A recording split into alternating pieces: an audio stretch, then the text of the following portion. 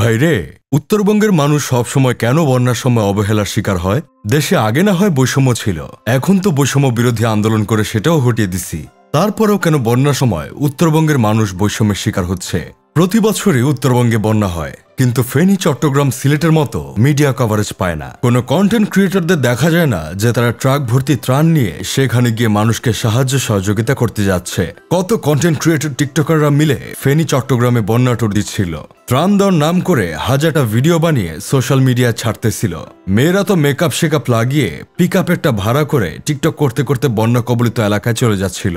বন্যা কবলিত এলাকার মানুষ সাহায্য করতে যাবি, কিন্তু সেখানে এত মেকআপ করে সেজে গুজে যাওয়ার কি আছে ভাই? কিন্তু এদেরকে কখনো দেখলাম না উত্তরবঙ্গের বন্যা কবলিত এলাকার মানুষের জন্য এভাবে মেকআপ শেকআপ লাগিয়ে টিকটক করতে করতে সাহায্য করতে গেছে। কিন্তু কেন? উত্তরবঙ্গের বন্যা অতটা অ্যাস্থেটিক না, গ্ল্যামার নাই, সৌন্দর্য নাই দেখে? নাকি ওখানে গিয়ে টিকটক ভিডিও বানালে কোনো প্রকার ভিউ আসবে না? এদিকে শেরপুরের অবস্থাও ভয়াবহ, কিন্তু এটা নিয়ে মানুষ ফেসবুকে কোনো পোস্ট করছে না। অবশ্য তারা জানেই না যে শেরপুরের 113টি গ্রাম তলিয়ে গেছে, জানবেই বা কি করে? এখানে বন্যা হলে তো কোনো মিডিয়া পাড়াও নিউজ করতে আসে না।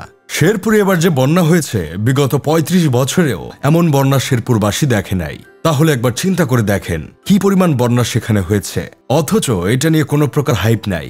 যখন ফেনী, চট্টগ্রাম দিয়ে বন্যা হলো, তখন মানুষ ফেসবুকে একটা ফানি পোস্টও করতো না। কেউ একটা ফানি পোস্ট করলে তাকে গালাগালি করে তার 14 গোষ্ঠী উদ্ধার করে ফেলতো। আর এখন যে উত্তরবঙ্গ ভেসে যাচ্ছে, এটা নিয়ে তাদের কোনো মাথা ব্যথাই নাই। আমার বন্ধু কেরামত বন্যার সময় একটা ফানি পোস্ট করছিল, সবাই তাকে গালাগালি, তার 14 গোষ্ঠী উদ্ধার করে দিছিল, অথচ এখন তারাই ফানি পোস্ট করে যাচ্ছে অনবরত। আসলে আমরা বাঙালিরা ট্রেন্ডে গা ভাসিয়ে চলা পছন্দ করি। যদি কোনো ট্রেন্ড শুরু হয়, সেখানে সকল বাঙালি হুমড়ি খেয়ে পড়ে। আজকে যদি কখনো গু খাওয়ার কোনো ট্রেন্ড ফেসবুক, টিকটকে চলে আসে, তাহলে আমার বিশ্বাস বাঙালিরা এই ট্রেন্ড ফলো করার জন্য বাথরুমকে ডাইনিং রুম বানিয়ে ফেলবে। উত্তরবঙ্গের মানুষ বন্যায় ডুবে মরবে, এটাই তো স্বাভাবিক। যেসব এলাকায় কখনো বন্যা হয় না, সেসব এলাকায় আকস্মিক বন্যা হলে না আমরা সিম্প্যাথি দেখাবো। উত্তরবঙ্গে তো প্রতি বছরই বন্যা হয়, আমাদের কি এত কিছু দেখার সময় আছে? কিছুদিন পূর্বে দেশের একাংশে আকস্মিক বন্যা হলো, এজন্য আমরা ত্রাণের মহাযজ্ঞ দেখাবো, সবাই মিলে সাহায্য করব। উত্তরবঙ্গের বোকা মানুষগুলো আবার আমাদের ত্রাণ পাঠিয়েছিল। বৈষম্য বিরোধী আন্দোলনের শহীদের সূচনাও করেছিল উত্তরবঙ্গের আবু সাইদ। এরা কত বোকা! আবার সোশ্যাল মিডিয়ায় এরা সাহায্যের আশাও করে না, নীরবে সব সহ্য করে নেয় তাদের প্রতি হওয়া বৈষম্য। এজন্যই হয়তো এদেরকে মফিজ বলে আখ্যায়িত করে সবাই। এভাবে ট্রেন্ডে গা ভাসিয়ে লোক দেখানো মানুষকে উপকারের নামে ভিডিও বানিয়ে শো অফ করাটা বাদ দেন।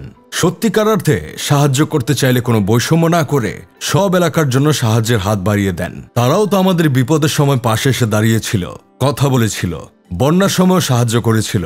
আমরা কি তাদের কথা এত সহজেই ভুলে যেতে পারি? যাই হোক, শেষমেশ আমি গোলাম হোসেন একটা কাজের কথা কই। এক যুবক রাজু ভাস্কর্যের সামনে প্ল্যাকার্ড হাতে দাঁড়িয়েছিলেন। তার চোখ বাঁধা ছিল পতাকা দিয়ে। হাতের প্ল্যাকার্ডে লেখা ছিল, কেন কুড়িগ্রাম, লালমনিরহাট, গাইবান্ধা কিংবা উত্তরাঞ্চল বন্যায় ডুবে গেলে বাংলাদেশ অন্ধ হয়ে যাও? এই প্রশ্নটা আমারও রয়ে গেল পুরো বাংলাদেশের কাছে।